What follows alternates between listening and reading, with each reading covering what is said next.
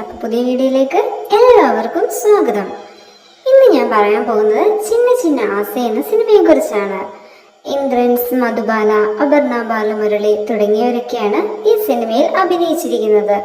Cinema കണ്ടപ്പോൾ തന്നെ ആദ്യം തന്നെ എനിക്ക് തോന്നിയത് ഇത് വളരെ സിമ്പിളായിട്ട് പറഞ്ഞു പോകുന്ന ഒരു മനോഹരമായ കഥയാണ് എന്നതാണ്.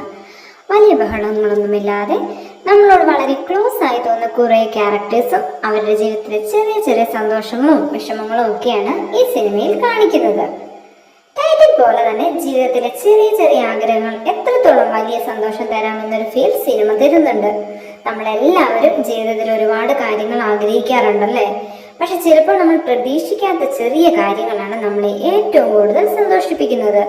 അതാണ് ഈ സിനിമയുടെ ഒരു പ്രധാന ബ്യൂട്ടി ആയിട്ട് എനിക്ക് തോന്നിയത്. സിനിമയിലെ ക്യാരക്ടേഴ്സ് വളരെ റിലേറ്റബിൾ ആണ്.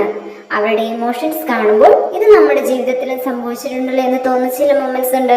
നിങ്ങൾക്ക് അങ്ങനെ തോന്നിയോ ഗൈസ്? പ്രത്യേകിച്ച് ഇമോഷണൽ സീൻസ് വളരെ നാച്ചുറലായി ഫീൽ ചെയ്തു. ഓവർ ഡ്രാമാറ്റിക് ആക്കാതെ ഇമോഷൻസ് അവതരിപ്പിക്കാൻ സിനിമയ്ക്ക് കഴിഞ്ഞിട്ടുണ്ട്. പെർഫോമൻസ് എടുത്തു പറയണം. ഓരോ കഥാപാത്രങ്ങളും അവരുടെ ഭാഗം നന്നായിട്ട് ചെയ്തിട്ടുണ്ട്.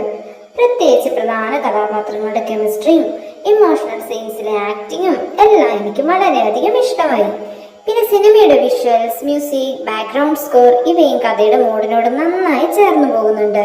ചില സീൻ കണ്ടിരിക്കുമ്പോൾ ഒരു പീസ്ഫുൾ ആയിട്ടുള്ള ഫീൽ കിട്ടും, കൂടാതെ എന്തോ ഒരു സന്തോഷവും.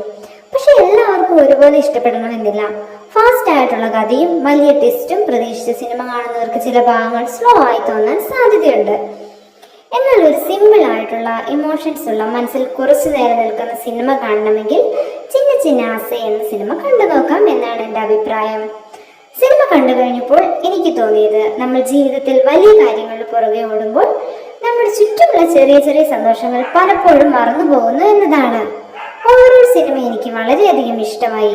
നിങ്ങൾ ഈ സിനിമ കണ്ടിട്ടുണ്ടെങ്കിൽ നിങ്ങളുടെ അഭിപ്രായം കമന്റ് ചെയ്യണേ. എൻ്റെ അഭിപ്രായത്തോട് നിങ്ങൾ എഗ്രി ചെയ്യുന്നുണ്ടോ എന്നും പറയാം.